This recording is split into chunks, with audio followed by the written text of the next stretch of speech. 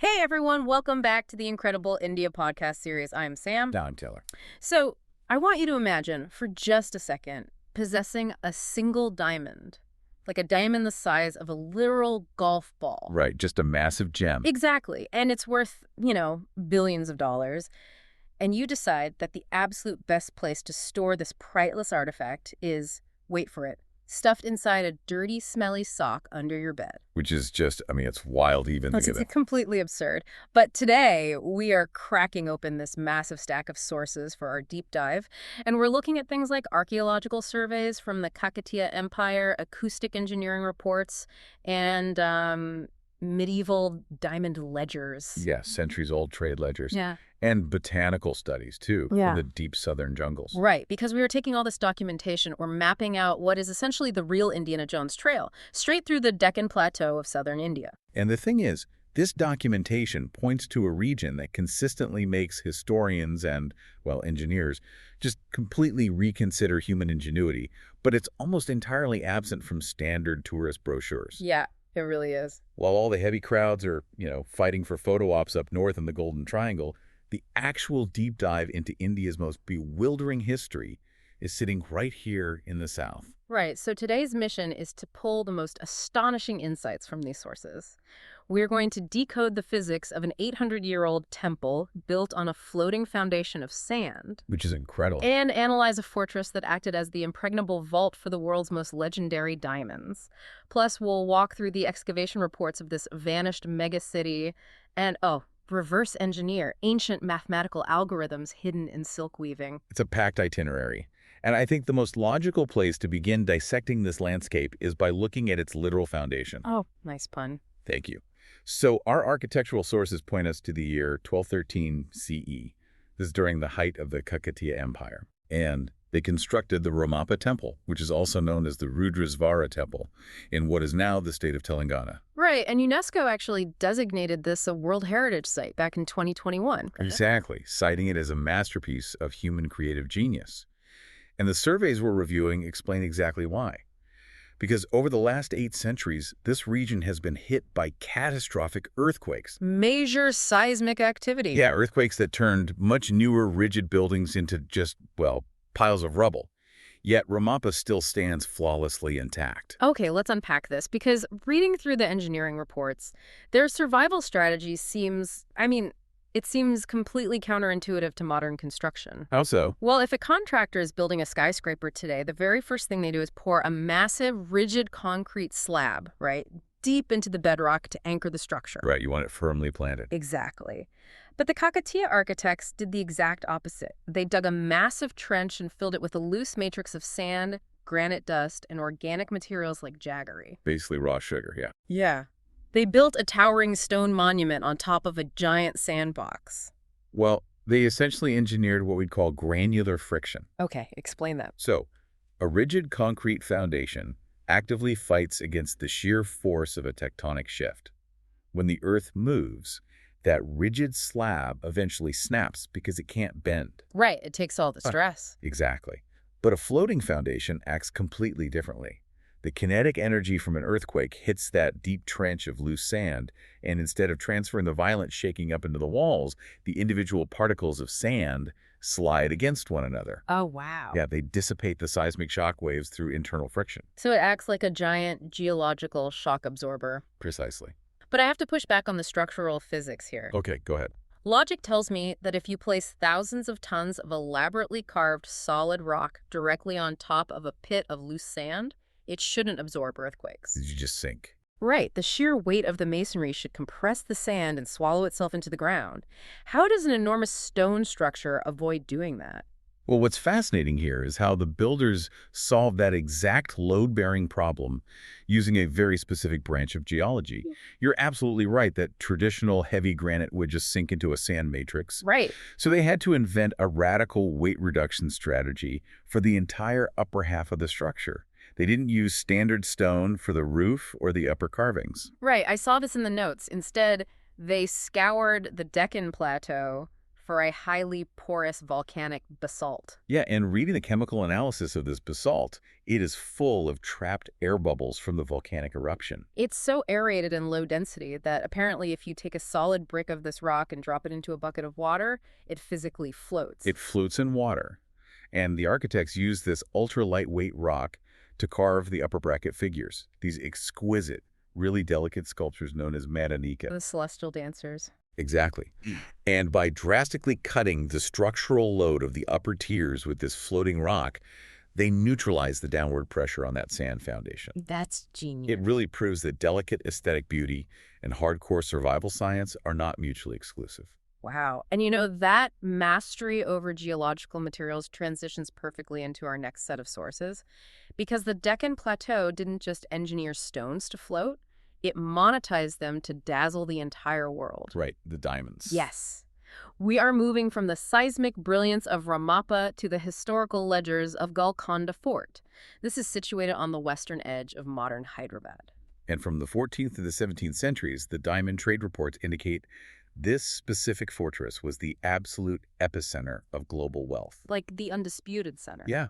The provenance records for the world's most famous gems almost unanimously point back to this single region. Like the Koh-i-Noor, right. Sitting in the British Crown Jewels. Yep. And the deep blue Hope Diamond at the Smithsonian. The Orlov and the Russian Imperial Scepter, the Regent, the Nizam, every single one of those legendary stones began its journey under the administrative umbrella of Golconda. Which is crazy to think about. And obviously, guarding the most concentrated form of physical wealth on the planet requires an unfathomable security apparatus. Oh, absolutely. The fortress is built across these massive granite hills, heavily fortified by 10 kilometers of concentric walls. But the architectural surveys highlight something far more impressive than just the masonry. The acoustic engineering. Yes. If you stand at the Bala Hisar Pavilion, that's at the very bottom entrance, and you just clap your hands, the sound travels perfectly to the royal apartments at the absolute summit. Which is nearly a kilometer away. Right. It functions as an early warning system built directly into the bedrock. It's essentially a giant medieval baby monitor. That's a great way to put it. But instead of using electronics, the architects literally shaped the granite archways into giant acoustic mirrors. Yeah, they calculated the parabolic curves of the entry domes to compress the sound waves and bounce them cleanly up the hillside. Completely cutting through the ambient noise of the bustling military encampment below. But I'm looking at these maps of the fort's interior, and I'm not seeing any massive strip mines. Ah. So if this was the center of the diamond world, where are the actual mines? Well, that is the most common misconception about Golconda. If we connect this to the bigger picture detailed in the trade ledgers, the fort itself was never the mine. Oh, really? Yeah. The actual diamond extraction happened in the alluvial soils of the Krishna and Pennar river valleys, spread across the wider region. Golconda Fort was the ultimate control center. I see. So it was the administrative hub. Exactly. It was the cutting and polishing center and the impenetrable vault. Think of it as the Wall Street of the medieval diamond world. Okay, that makes sense. Global buyers from Europe and Persia didn't go trek out to the muddy riverbanks. They converged on Golconda because it provided the military security required to facilitate trillion-dollar transactions. Okay, but that raises the most obvious economic question. If Golconda was the Wall Street generating all this unimaginable capital, where did the liquidity actually go? Down the hill. Right, because you don't sell the Hope Diamond and put the cash in a modest savings account. No, you definitely don't. That capital flowed straight down into the heart of Hyderabad, consolidating directly into the pockets of the ruling dynasty, the Nizams. And here's where it gets really interesting, because the historical accounts of how the Nizams deployed that wealth force us to completely redefine the concept of opulence. Oh, opulence doesn't even cover it. Let's look at the financial profiles of the last Nizam of Hyderabad, Mir Osman Ali Khan. In 1937, Time magazine formally named him the richest man in the world. And modern economists adjust his historical fortune to roughly $200 billion today. He ruled over a princely state roughly the size of France, and the sheer scale of the hoarding detailed in his estate inventories is almost difficult to comprehend. It borders on the absurd. It really does. Because, like we mentioned at the start, our sources indicate he owned the 184-carat Jacob Diamond. Which remains the fifth largest diamond ever discovered in human history, by the way. Right.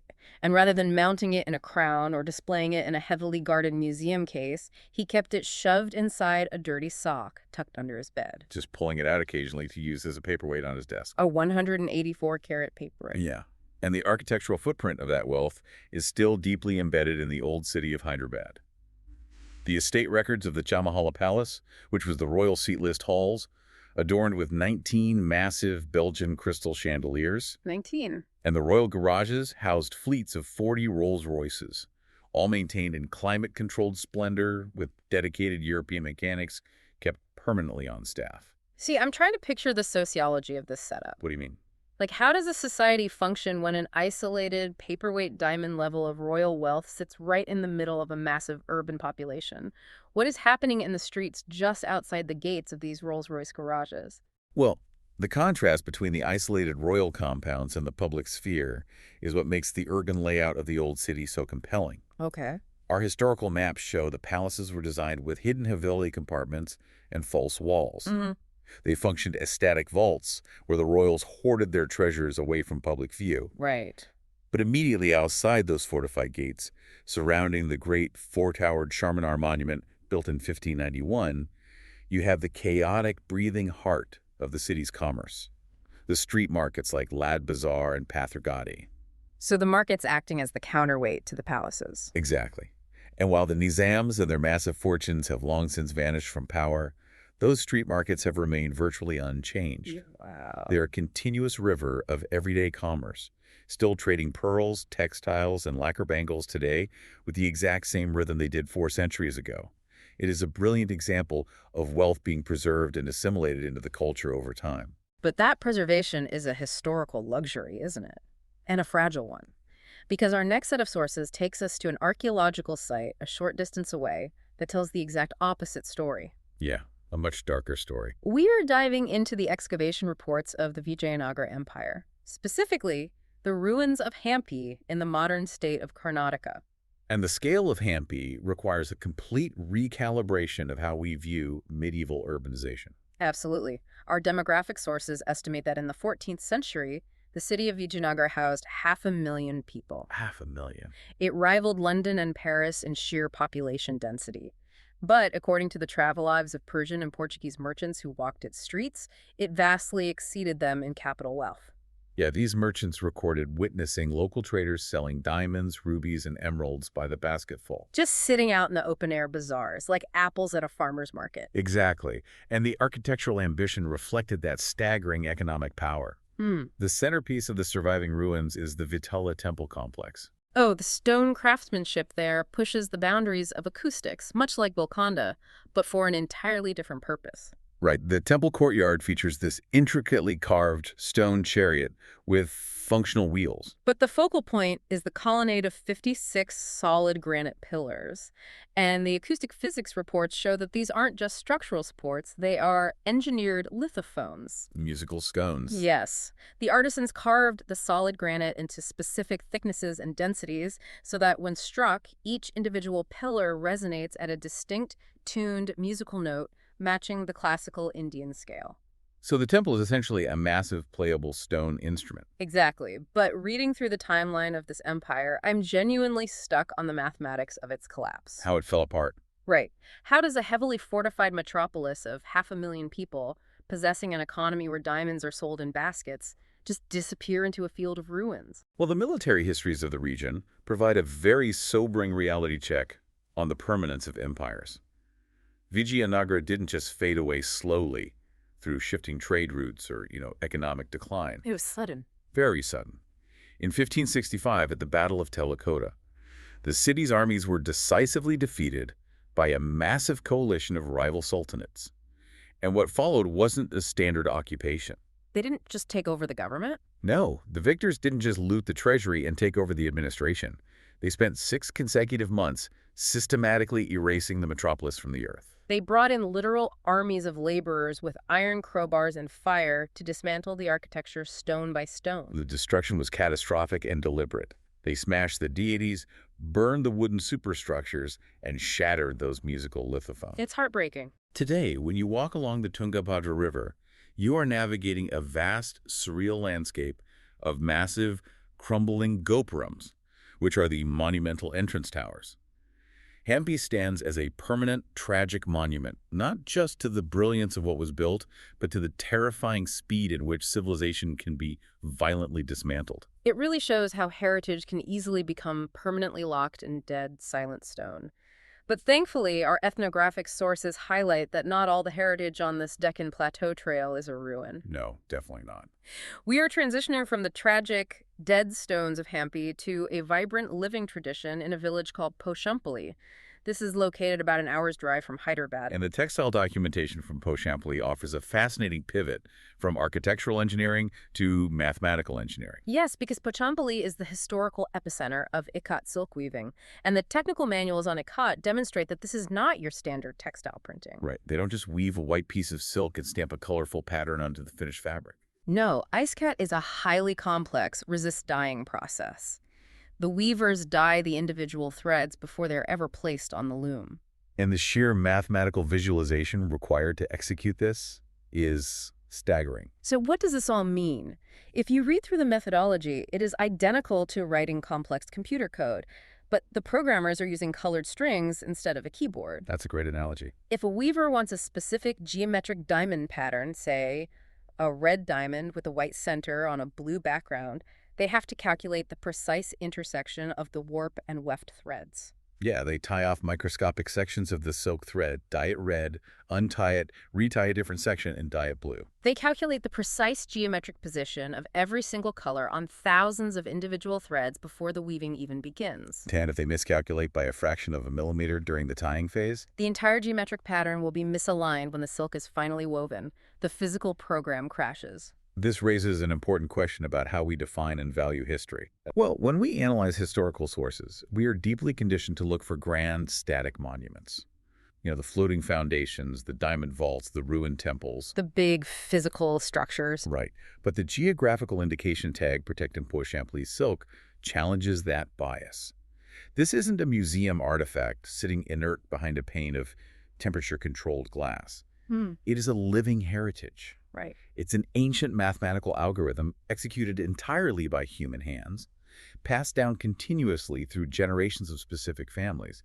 It is a breathing, evolving connection to the past. A breathing connection that requires immense discipline. But, no Indiana Jones trail through the Deccan Plateau is complete without stepping away from human engineering entirely. True. Our final stack of sources pulls from the ecological surveys of the raw, untamed wilderness, specifically the Ahmedabad Tiger Reserve. And the ecological data provides the perfect counterbalance to the heavy historical architecture and the intense urban density we've been tracking. Ahmedabad covers an astonishing 2,600 square kilometers across the Nillamala Hills, just south of Hyderabad. It's massive. Yeah, the topographical maps show a rugged landscape of dry, deciduous forest, completely intersected by deep, dramatic gorges carved out by the Krishna River. And the biodiversity reports are dense. We're talking leopards, sloth bears, toles, Indian wolves, giant Indian squirrels. Over 300 species of avian life, and crucially, a thriving population of Bengal tigers. Exactly. But I'm looking at the logistics in these travel guides, and I have to admit, I'm skeptical. Why? If I want to track tigers, central India is the globally recognized hub. Ranthambore and Banhavgarh are world famous. Why would anyone mapping out a historical tour of the South suddenly reroute to a lesser-known reserve in the Deccan Plateau? Well, the logistical routing actually makes perfect sense when you look at the cohesion of the itinerary and, honestly, the quality of the ecological experience. Okay, explain. The famous parks in central India are undeniably incredible, but they are heavily trafficked. Ahmedabad's lower profile means the reserve is significantly less crowded. I see. It offers a much rawer, unvarnished exploration of the scrub forest. You aren't jostling with 30 other diesel jeeps trying to photograph the exact same animal. That makes a huge difference. And more importantly, the geography aligns perfectly. Travelers don't have to break the flow of their journey by boarding a flight all the way across the subcontinent to central India. Right. If you are building a cohesive 10 to 14-day expedition, Ahmedabad sits right in the pocket of this southern region. You move seamlessly from the diamond vaults of Golconda and the ruins of Hampi straight into the deep gorges of the Nillamala Hills. It naturally caps off the regional narrative. So let's synthesize the massive stack of sources we've torn through today. Let's do it. We started with the mission of bypassing the Golden Triangle, and the Deccan Plateau delivered on every front. We dissected the seismic physics of a Kakatiya temple floating on a foundation of sand. We analyzed the acoustic mirrors of a fortress that managed the global diamond trade. We tracked the incomprehensible wealth of a trillionaire with a sock drawer full of gems and the musical stone lithophones of a violently erased megacity. And we reverse engineered the mathematical code of Ikat silk. And mapped the deep, wild gorges of a sprawling tiger reserve. It's an incredibly dense cross-section of survival, economics, and art. It really is. And if there's one overarching provocative thought to pull from all these diverse records, it's the shifting definition of value. Oh, I like that. It forces you to reconsider what truly makes something precious over the long arc of time. Is it the raw geological rarity of a 184-carat diamond tossed casually under a bed? Right. Is it the fragile mathematical genius of a village weaver, kept alive only through the memory of human hands? Or is it an 800-year-old temple whose ultimate value isn't in its carved stone, but in a hidden foundation of dirt and sand that still outperforms modern engineering today? Wow.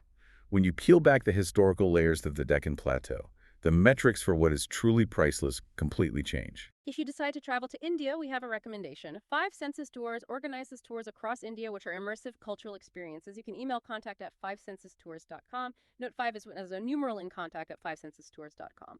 Or WhatsApp to +919 845 677 446.